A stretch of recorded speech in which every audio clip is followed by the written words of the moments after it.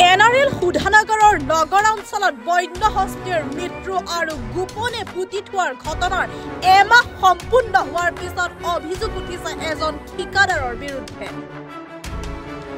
ঠিকাদাৰজনৰ সহযোগী অভিযন্তাৰ বিস্ফোৰক অভিযোগ মতে নুমলীগড় সুধানগৰ নগৰ অঞ্চলত বন্য হস্তীৰ মৃত্যু আৰু গোপনে পুতি থোৱা কাৰ্যৰ লগত জড়িত আছিল ঠিকাদাৰ দীপক বৰা। ইয়াৰ উপৰিও একাংশ উপ ঠিকাদাৰ তথা এম্পেনেলমেণ্ট পঞ্জীয়নভুক্ত ঠিকাদাৰৰ বিৰুদ্ধে অভিযোগ উত্থাপন কৰিছে জয়ন্ত শইকীয়া নামৰ অভিযন্তাজনে। অভিযন্তাজনৰ অভিযোগ দীপক বৰা নামৰ এম্পেনেলমেণ্ট পঞ্জীয়নভুক্ত ডি কেটেগৰীৰ ঠিকাদাৰজনে ভুৱা নথিপত্ৰ দাখিল কৰি এম্পেনেলমেণ্টত পঞ্জীয়ন কৰি NRLত নিম্নমানৰ কাম কৰিছে। এই অভিযোগ দীপক বৰাৰ লগত দীৰ্ঘদিনে কাম কৰা ব্যৱহাৰিক অভিযন্তা জয়ন্ত শইকীয়াই প্ৰাপ্য অংশ দাবী কৰাৰ পিছত দীপক বৰাই প্ৰাণে মৰাৰ ভাবুকি দি অভিযন্তাজনক শাৰীৰিকভাৱে প্ৰহাৰৰ বাবে উদ্যত হয়। ইয়াৰ পিছতেই দীপক বৰাৰ কুকীৰ্তিৰ বিষয়ে ৰাজহুৱা কৰে অভিযন্তাজনে। এই অভিযোগৰ পিছত গোলাঘাট বন বিভাগে দীপক বৰাৰ ওপৰত ব্যৱস্থা গ্ৰহণ কৰিবনে? নুমলীগড় সুধানগৰ কৰ্তৃপক্ষই দীপক বৰাৰ বিৰুদ্ধে তদন্ত কৰি নথি জালিয়াতিৰ বিৰুদ্ধে ব্যৱস্থা গ্ৰহণ কৰিবনে? দীপক বৰাৰ নিবিদা প্ৰাপ্ত ৰূপায়ণ কৰা আঁচনিসমূহৰ সঠিক তদন্ত হ'বনে?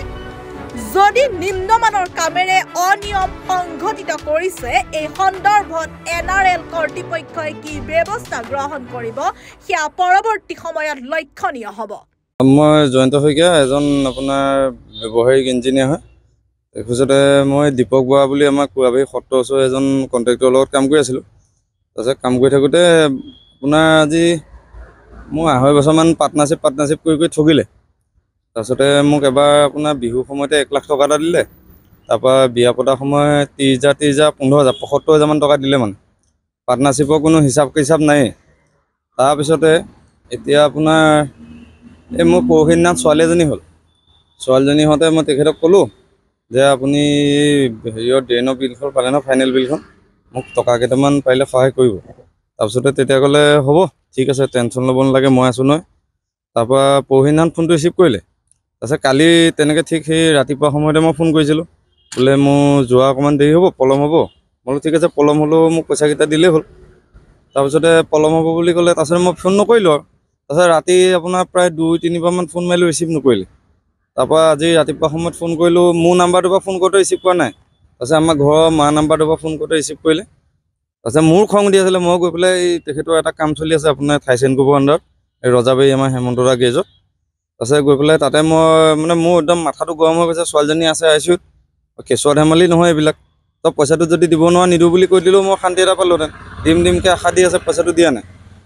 তাৰপিছতে পইচাটো বিচাৰি যাওঁতে ওলটাই তাৰপিছতে মোক এতিয়া পিছত আকৌ ফোন কৰিলে, বোলে আচোন পইচাটো লৈ যাবি যাওঁ বুলি কওঁতে তাৰপিছত মোক এই লাঠি টুকুন লৈ পেলাই মাৰিবলৈ মানে খেদি উদ্যত হৈ আহিছে তেখেত। আৰু তেখেতৰ বহুত স্কেম আছে NRLৰ ভিতৰত। কি কৰিছে মই সকলোবিলাক জানো। এই প্ৰথম এই এম্পেলমেণ্টত যিখিনি আপোনাৰ ডকুমেণ্টছ আছিলে গোটেইখিনি ফল্ছ ডকুমেণ্টছ দি পেলাই এম্পেলমেণ্টৰ ডি কেটেগৰীত কাম ল'লে। তাৰপাছতে আপোনাৰ এই ৱৰ্ক অৰ্ডাৰ মিছেলিনিয়াছ জব এইটো কি বুলি কয় GDS ইউনিট চিভিল ৱৰ্কছ সেইটো 4300071755 KAV 2608/2022 নামৰ যোনটো ৱৰ্ক অৰ্ডাৰ আছিলে, সেই ৱৰ্ক অৰ্ডাৰটোত গোটেই তেখেতে চিপছ আৰু চেণ্টৰ ইউজ সলনি গোটেই চেণ্ট গ্ৰেভেল দি পেলাই গোটেই ইউজ কৰিলে। আৰু তেখেতসকলৰ যিখিনি ডকুমেণ্টছ গোটেইখিনি ফল্ছ। তাত একো ভিতৰত একো বস্তুৱে তেওঁলোকে কিনি পেলাই নিয়া নাই। গোটেইখিনি স্কেম আৰু মানে ভিতৰত। আৰু তেখেতৰ হাতটো দীঘল। এই অলপ দিনৰ আগতে হাতী পুতিছিলে। হাতী পুতা কেছটোতো তেখেত একদম ডাইৰেক্ট জড়িত। মানে নিজৰ লাভৰ কাৰণে আহি পেলাই হাতীটো পুতিছে ইয়াত আহি। তাৰপিছত পিছত ফচিলত তেখেতে ক'লে যে মোৰ JCBখন পইচা দিছে, সেই বাবদ আনি পেলাই মই পুতিছোঁ। JCBখন দীপক বৰা আছিলে। মানে তেখেতৰ নহয়, একচুৱেলি বাকীকেইজন পাৰ্টনাৰে গম নাপায়। মানে তেখেতে মনে আনি মানে তেখেতৰ ফাৰ্ম দুখন, এখন হৈ গ'ল PNK ইলেক্ট্ৰিকেলছ, এখন হ'ল মেচাৰ্ছ DP ট্ৰেডাৰ্ছ। এই DP ট্ৰেডাৰ্ছৰ লাভৰ মানে বাবদ আনি পেলাই বাকী দুজন পাৰ্টনাৰক নোকোৱাকৈ ৰাতি আহি মনে হাতীটো পুতিলেহি। পুতি পেলাই লাষ্টত মানে JCBখন ফচি গ'ল। বাকীকেইজন পাৰ্টনাৰ গাত কোনো ধৰণৰ দায় দোষ নাই। মই যিমানটো জ্ঞাত মানে নহয়, সিহঁতি গমেই নাপায়।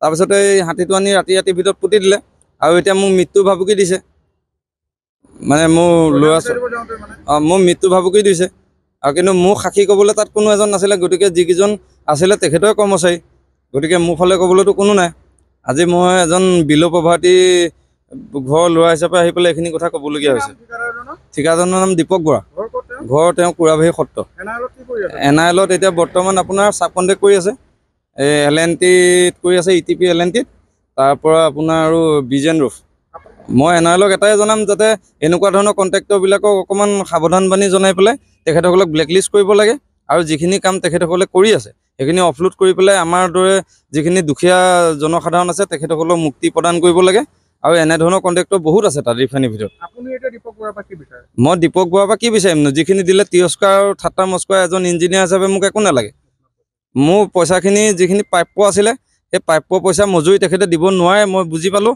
কিন্তু মোক নালাগেও কিন্তু মই এটা কথাই কওঁ যে মোৰ আজি ছোৱালীজনী যিটো অৱস্থা যেনেকৈ যে ICUত পৰি আছে এই পইচা যদি মোক কেইটামান বোলে টকা 5,000 হ'লেও আজি যদি দিলেহেঁতেন আজি এইটো সময়ত মই বহুত মুক্তি পালোহেঁতেন মানে মই গতিকে নুমলীগড় আমাৰ যিসকল উচ্চ পৰ্যায়ৰ বিষয়াসকল আছে তেখেতসকলক অনুৰোধ জনাইছোঁ যাতে মই যিটো প্ৰাপ্য মজুৰি বুলি ক'লে কি হ'ব ছাৰ এতিয়া একদম সিটো বছৰ 2022ৰ পৰা মই পাবলৈ আছে আমাৰ চিকুৱেলত মোৰ হেৰিয়ে নোলায় PF বুলিবলৈ নাই ESIC বুলিবলৈ নাই তেখেতসকলে তেনেকৈয়ে মোক কামত লগাই থৈছে কিন্তু মই যিখিনি প্ৰাপ্য পইচা পাবলগীয়া আছে সেই প্ৰাপ্য পইচাকেইটা দি যাতে মোক আৰু ধন্য কৰি মই আইনৰ কাষ এতিয়ালৈকে চপা নাই কিন্তু যদি জৰুৰত হয় মই তেতিয়া যাম আৰু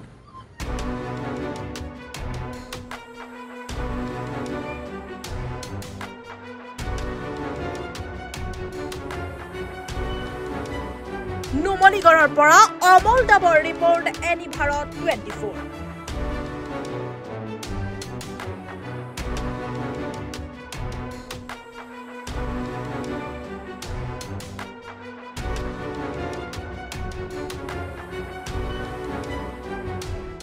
নমস্কাৰ মই উৎপল দাস আৰু আপোনালোকে চাই আছে এনি ভাৰত আৰু আপোনালোকক জনাবলৈ পাই মই বহুত সুখী হৈছোঁ যে আমাৰ সকলোৰে মৰমৰ শ্ৰদ্ধা জুবিন গাৰ্গৰ গীতসমূহৰ ভিত্তিত এটা খুব সুন্দৰ ৰিয়েলিটি শ্ব' এনি ভাৰতে আয়োজন কৰিছে জুবিনৰ গানে কি আনে এই প্ৰথম ছিজনটোত অডিশ্যনছ আৰম্ভ হ'ব আগষ্টৰ পৰা অসমৰ বিভিন্ন জিলাত গতিকে মই সমূহ কলাকুশলী বিশেষকৈ যিসকল প্ৰতিভাশীল গায়ক গায়িকা আছে আমাৰ সমাজত তেওঁলোকলৈ মই এটা আহ্বান জনাইছোঁ তেওঁলোকে প্ৰস্তুত হওক এই ৰিয়েলিটি শ্ব'ৰ বাবে আৰু তাৰিখটো হৈছে 15 আগষ্ট 2024 চন এনি ভাৰতৰ অডিশ্যন জুবিনৰ গানে কি আনে।